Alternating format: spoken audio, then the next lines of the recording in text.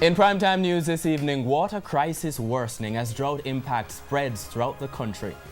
Have you changed how you use water and light have you changed how you use water and light in light of the current drought? And OPM's Director of Communications sworn in as a government senator.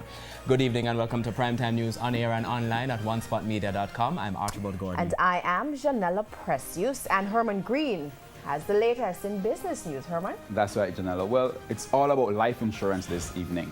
The Insurance Association of Jamaica says most Jamaicans do not have life insurance, and one entity is trying to change that. I'll tell you all about it in the business day. All right, so you're in blue, I'm in blue, Karen Madden is in blue, but she's not celebrating a certain football club this evening. Well, not just yet, but what I can tell you is that more than 100 athletes will descend on the National Stadium in Kingston for the Racers Grand Prix next month, and I'll tell you all the stars a little later.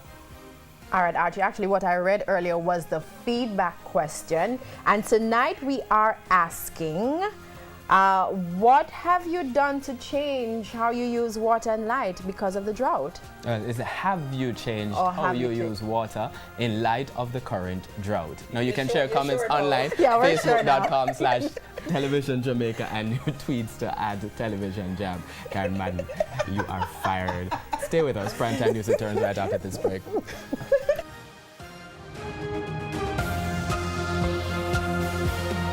News headlines brought to